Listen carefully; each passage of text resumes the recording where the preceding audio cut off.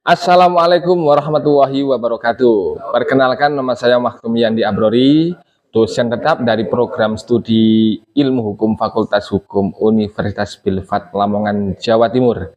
Saya akan melakukan penyusunan dokumen pernyataan diri dosen dalam rangka Tridharma Perguruan Tinggi atau disingkat dengan PDD UKT PT dalam bidang pendidikan dan pengajaran. Adapun deskripsi mata kuliah yang saya buat adalah mata kuliah ilmu negara. Saya akan memaparkan salah satu mata kuliah yang saya ampu, yaitu ilmu negara pada semester 1 ganjil tahun ajaran 2025-2026 dengan bobot 3 SKS.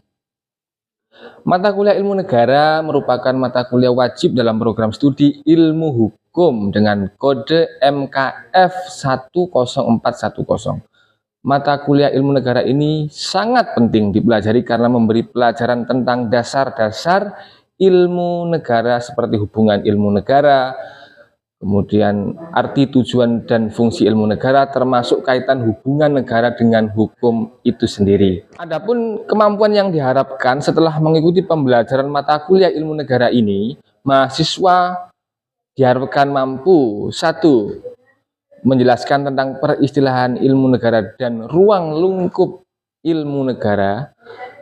2. Mahasiswa mampu menjelaskan tentang teori sifat dan hakikat negara. 3. Mahasiswa mampu menjelaskan tentang teori pembenaran hukum negara. 4. Mahasiswa mampu menjelaskan tentang teori tujuan negara. 5. Mahasiswa mampu menjelaskan tentang teori terjadinya negara. 6. Mahasiswa mampu menjelaskan tentang teori tipe-tipe negara. 7. Mahasiswa mampu menjelaskan teori tentang teori unsur-unsur negara. 8. Mahasiswa mampu memahami teori bentuk negara dan bentuk pemerintahan, baik fungsi negara itu sendiri. 9. Mahasiswa mampu memahami teori konstitusi. 10. Mahasiswa mampu memahami teori kedaulatan negara. 11. Mahasiswa mampu memahami teori alat-alat perlengkapan negara. 12. Mahasiswa mampu memahami sendi-sendi pemerintahan. Adapun materi pembelajaran ini meliputi: 1. Teori sifat dan hakikat negara menurut teori Socrates, Plato, Aristoteles, serta para ahli klasik lainnya. 2. Teori pembenaran hukum negara. 3. Teori tujuan negara. 4. Teori terjadinya negara karena faktor sosial dan faktor alam. 5. Teori tipe-tipe negara, baik dari Yunani kuno, Romawi kuno, abad pertengahan hingga modern. 6. Teori unsur-unsur negara ditinjau dari segi sosiologis dan yuridis. 7. Teori bentuk negara dan bentuk pemerintahan, salah satunya monarki dan republik, parlementer, dan presidensial. 8. Teori fungsi negara. 9. Teori kedaulatan Tuhan, kedaulatan rakyat, kedaulatan raja, kedaulatan negara, kedaulatan hukum, dan kedaulatan rakyat. 10. Teori sendi-sendi pemerintahan, ada otonomi daerah, desentralisasi, dan dekonsentrasi, dan lain-lain. Sistem pembelajaran. Selama perkuliahan mata kuliah ilmu negara ini, pembelajaran dilakukan secara luring atau tatap muka agar dalam pelaksanaan penyampaian materi itu lebih efektif dan maksimal. Ada metode pembelajaran ini menggunakan metode: 1. Ceramah, 2. Presentasi, 3. Small group discussion, 4. Tanya jawab. Dan sistem penilaian yang kami berikan atau kami ajukan kepada mahasiswa yaitu: 1.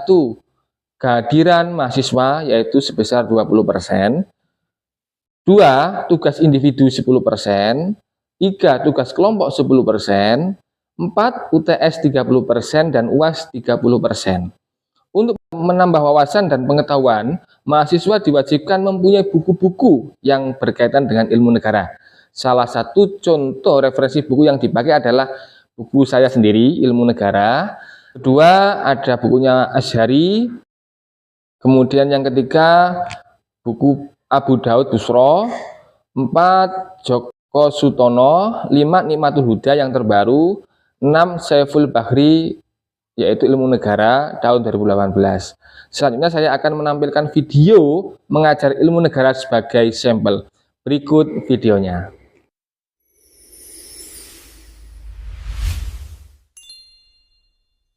Assalamualaikum warahmatullahi wabarakatuh. Waalaikumsalam warahmatullahi wabarakatuh. Gimana kabarnya teman-teman? Sangat baik. Baik ya. Ada yang sakit? Siap semua? Semangat ya. Semangat. Oke. Masih bertemu dengan saya di mata kuliah Ilmu Negara. Kali ini kita akan banyak berdiskusi tentang materi-materi di dalam mata kuliah Ilmu Negara. Tetapi sebelum itu, kita seperti biasa alangkah baiknya kita berdoa agar nanti selama berbulan kita diberikan keberkahan oleh ilmu ini. Oke, siap? Silakan berdoa menurut agama dan keyakinan masing-masing, dipersilakan. Sebelum kita mulai, kita cek dulu absensinya, kehadiran teman-teman, karena kehadiran ini merupakan salah satu bagian unsur penilaian. Verlita, oke. Ahmad Ferdiansyah ada? Ada. Oke. Arif Afandi? Vini Nur Safitri? Hasan Ali Afandi? Ada. Kemarin kemana? Cari Pak. Oh, yang rajin ya kedepannya ya. Oke, baik teman-teman ya, kita mulai materinya. Nah, sambil ngobrol-ngobrol, nanti kalau ada pertanyaan silakan. Karena ini merupakan materi awal ya, ini kan pertemuan ketiga. Jadi teman-teman sebagai mahasiswa baru, karena ilmu negara ini merupakan mata kuliah yang sebenarnya kalau dibilang apakah ada kaitan dengan hukum, itu kan ya harus dipertanyakan ya kan. Kenapa sih ilmu negara ini sampai diajarkan di Fakultas Hukum? Kenapa teman-teman nggak cukup belajar hukum saja kan? Karena memang sebuah mata kuliah ilmu negara ini adalah materi yang sangat penting karena berhubungan dengan hukum. Dan hukum itu juga kaitannya dengan negara. Baik. Nah, di pertemuan awal kita sudah sempat menjelaskan sambil mereview ya teman-teman sebelumnya ya, bahwa ilmu negara ini merupakan sebuah ilmu pengetahuan. Oke? Jadi ketika ilmu pengetahuan itu pasti ada objek yang dikaji. Nah, tentu karena ini namanya sudah jelas ya, ilmu negara. Maka pasti yang dikaji adalah apa? Cuman karena ini merupakan ilmu, maka sebagai syarat ilmu yang kita sempat sampaikan di awal, bahwa ilmu pengetahuan itu harus ada sistematikanya. Jadi yang dimaksud mempelajari negara ini apa sih yang dipelajari di negara ini? Nah, kan gitu ya. Nah, maka dalam materi ini kita akan berbicara tentang ruang lingkup dan atau objek dari ilmu negara itu sendiri ya. Jadi kita dalam teorinya yang namanya negara itu nggak cukup ngomong negara, tetapi harus ada yang namanya sistematikanya. Nah, sebagai pencetus ilmu negara, siapa namanya? Bapak ilmu negara kemarin? Jocelyn. Ya, beliau adalah panutan dalam mempelajari ilmu negara ya. Nah, beliau si Jocelyn ini, Bapak ilmu negara ini, membagi yang namanya objek besar dari kajian ilmu negara ya. Nah, ini yang disebut sebagai sistematika.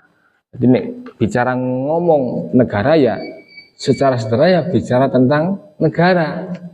Tapi nggak cukup seperti itu. Sebagai seorang ilmuwan dan teman-teman ke depan nanti akan menjadi seorang ilmuwan, maka harus bisa mensistematisasi sebuah objek yang ingin sampean kaji. Nah, dalam ilmu negara ini ada sistematikanya.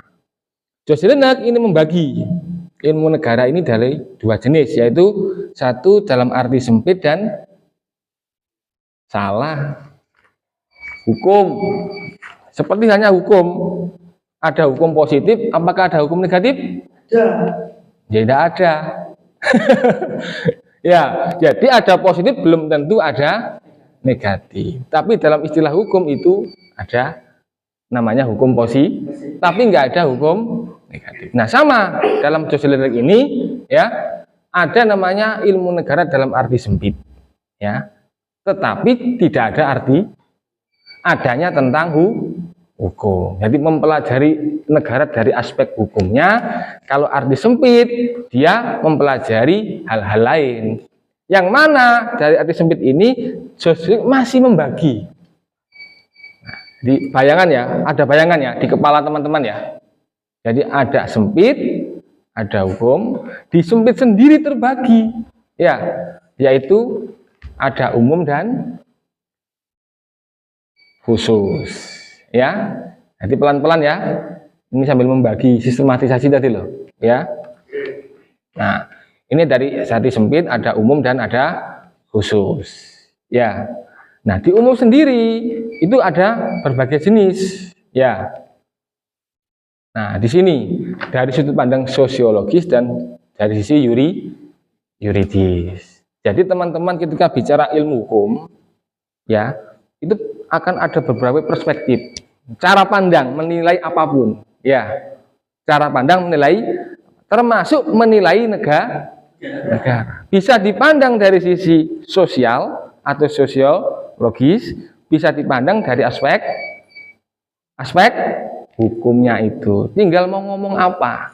Kalau ngomong sosiologis ya kita ngomong sosiologis. Tapi kalau ngomong hukum berarti ngomong yuridis.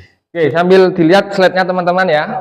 Jadi di situ ada ilmu negara dari aspek yang sempit tapi dibagi ada dari apa? Umum dan khusus. Nah, bicara ilmu negara dari aspek yang sempit tapi ilmu negara yang umum ya, yaitu dia ngomong tentang negara yang sifatnya masih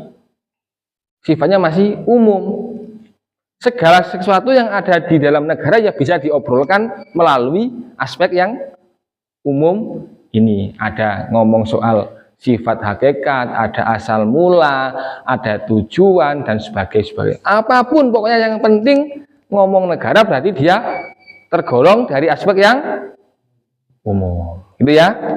Nah, sekarang ngomong yang Besonderheitsstaatler atau yang berjenis ilmu negara dalam aspek yang khusus. Berarti dia ngomong soal negara dalam praktek atau negara tertentu. Kalau yang tadi kan secara teori umum, ya. Apa sih negara itu? Apa sih unsur-unsurnya? Nah, ke depan dalam pertemuan-pertemuan berikutnya kita akan ngobrol tentang itu. Nah, kalau yang ngomong khusus ini, berarti dia mengkaji aspek negara tertentu. Ngomong misalkan negara Indonesia. Jadi teman-teman kalau berdiskusi dengan antar mahasiswa membahas tentang isu-isu negara Indonesia, berarti dia ngomong ilmu negara dari aspek yang khusus, gitu ya. Oke? Nah, kemudian ada lagi yang namanya ilmu negara dalam konteks terapan. Ya, biasanya ini berhubungan dengan namanya politik. Jadi teman-teman sebagai mahasiswa Fakultas Hukum tidak boleh acuh dengan yang namanya karena politik merupakan alat untuk menggerakkan suatu negara. Nah, hasil dari gerakan atau hidupnya sebuah negara adalah diproduksi dalam bentuknya apa? Hukum. Gitu ya. Jadi teman-teman ini ngomong dalam konteks ilmu hukum nggak akan bisa paham secara penuh tanpa memahami ilmu negara. Jadi ada kaitannya antara ilmu hukum, ilmu negara, ilmu politik, semua itu ada hubungannya. Maka mata kuliah ilmu negara ini merupakan mata kuliah wajib yang teman-teman harus betul-betul paham. Ya, sampai lulus harus betul-betul paham. Maka ini diajarkan di semester A. Oke. Tadi ngomong yang jenisnya yang sempit. Sekarang kita ngomong yang umum. Jadi tadi harus betul-betul memahami ya. Ilmu negara terbagi menjadi dua. Ada yang sempit, ada yang hukum. Sempit terbagi menjadi dua. Ada yang umum dan ada yang sederhana kan? Nah, ini yang sekarang ngomong yang yang umum, yang dalam arti yang hukum. Ya, jadi mengkaji negara dari aspek-aspek hukum. Itulah peran ilmu negara diajarkan di di Fakultas Hukum. Karena ini Jadi ke depan teman-teman di semester berikutnya, semester 4, semester 5, ketika berbicara hukum, ada hukum tata negara, ada hukum administrasi negara, itu sama saja dengan membicarakan tentang ilmu negara dari aspek yang ilmu hukum, gitu ya. Maka ilmu negara ini juga merupakan mata kuliah prasyarat untuk mengambil mata kuliah berikutnya, yaitu mata kuliah hukum tata negara dan hukum administrasi negara. Jadi teman-teman kalau nggak lulus mata kuliah ini, teman-teman ke depan nggak bisa mengambil mata kuliah hukum tata negara, gitu ya. Oke, nah ini hukum tata negara. Secara gampang dulu lah, ya. Karena hukum tata negara ke depan kan akan diajarkan di semester-semester berikutnya. Yang jelas hukum tata negara itu mempelajari tentang organisasi sebuah negara, ya, dalam keadaan diam. Nggak perlu ngomong adil, nggak perlu ngomong apa sejahtera, nggak perlu ngomong bahagia kalau bicara tentang hukum tata negara. Nah, kalau negara dalam keadaan berjalan berarti ngomong soal hukum administrasi negara. Di situ kita ngomong, oh kebijakan ini sudah adil belum? Kebijakan ini sudah tepat atau belum? Itu ngomong hukum administrasi negara. Ya, itu yang menghidupkan sebuah negara. Tetapi kalau hukum tata negara, dia hanya bersifat pembentukan negara yang ideal seperti apa sih?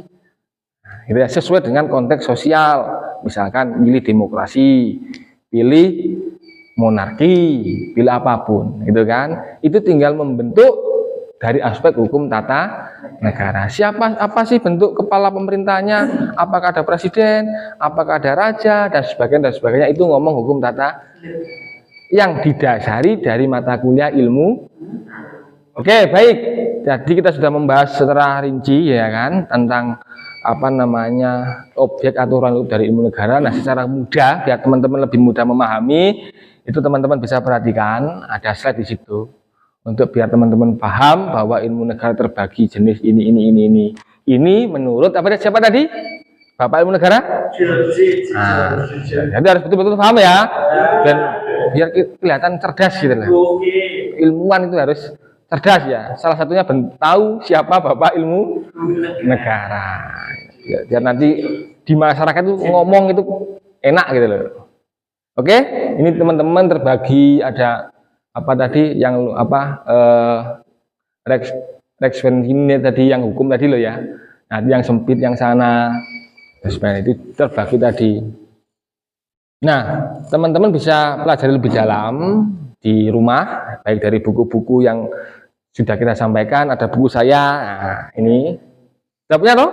Nah, ada semua untuk bisa belajar lebih dalam gitu kan. Jadi kelas ini hanya sebagai pengantar, nanti kalau ada hal-hal yang dipertanyakan, kurang paham, ada yang dikritisi dari apapun itu silakan ditanya gitu kan, karena teman-teman pasti sudah punya bekal dari buku, dari apapun, di HP, internet, semuanya sudah sumber-sumber mata atau sumber-sumber materi yang teman-teman bisa dapatkan. Oke, ada pertanyaan? Baik, terima kasih untuk Pak Boy memberikan materinya, Pak Maktum yang diaprori. Tadi menyampaikan ada ilmu hukum, ilmu negara, dan politik ya. Ini menarik. Kami mahasiswa semester 1 ini kan politik di stigma masyarakat ini kotor. Ah politik iki wong iki gak ngena iki politik tok ngono. Sejogel iki ya. Apa sih yang dimaksud politik ini loh? Kan masyarakat kan menangkapnya iki wah pasti bocah iki kotor iki politik iki.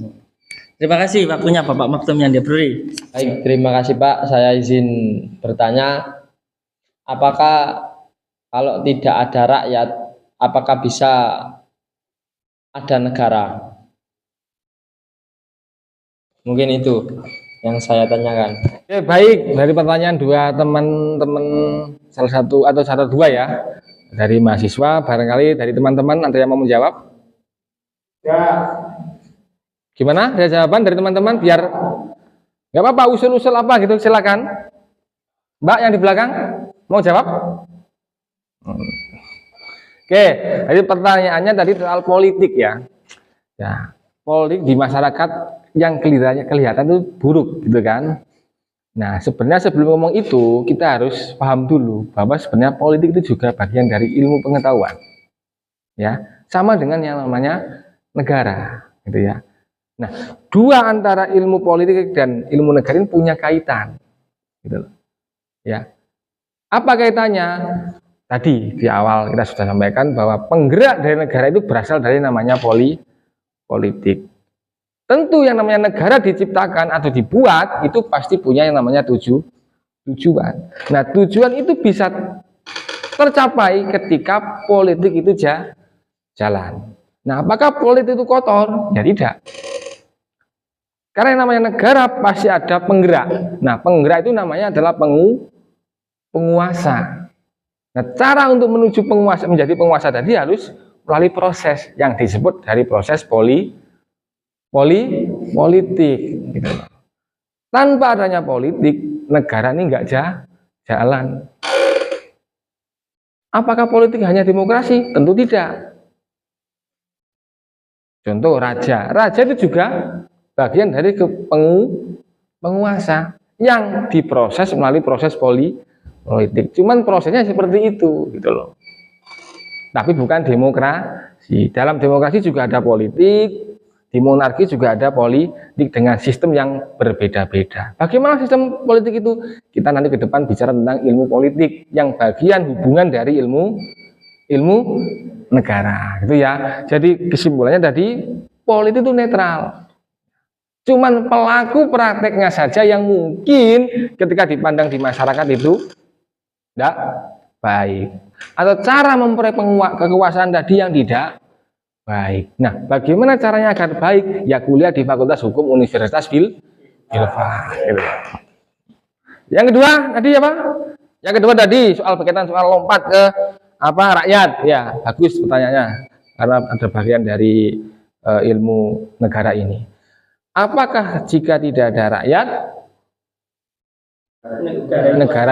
negara itu ada gitu kan? Artinya bayangan saudara tadi, negara ini isinya hewan semua gitu ya.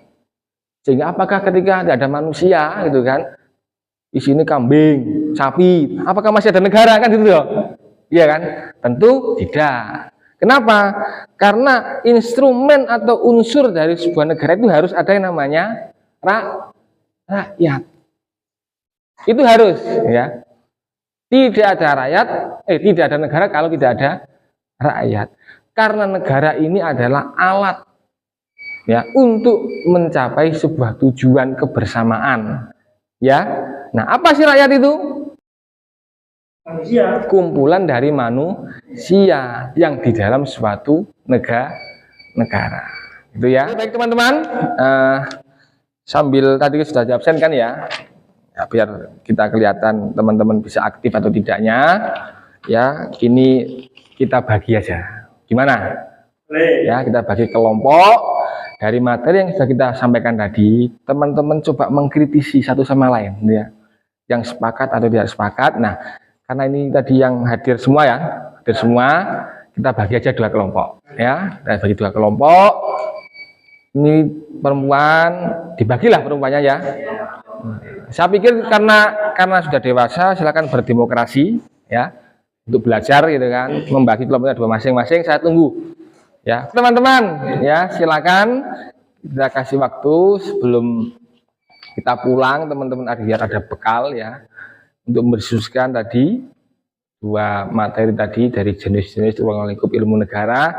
Silakan didiskusikan apa yang kurang puas, apa yang puas. Nanti harapannya ada output dari teman-teman untuk disimpulkan ya. Nanti biar ada bekal ke depannya. Karena yang namanya ilmu pengetahuan itu kan harus ada perkembangan. Nggak mantuk-mantuk toh ya. Oke, silakan. Kasih waktu.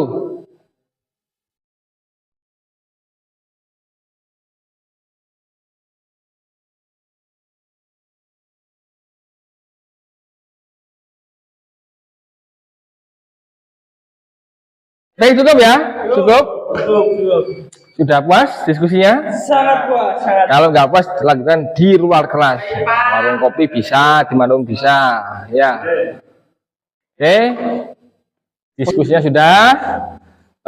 Dan biar ada kesan di kelas ini, sebelum pulang, saya harap ada perwakilan dari dua kelompok tadi untuk menyampaikan sesuatu. Ya, dari materi ini, kemudian didiskusikan mungkin dari kasus-kasus tadi. Ya, silakan disampaikan perwakilan saja. Satu cewek, satu cowok. Nah, biar adil. Oke, silakan.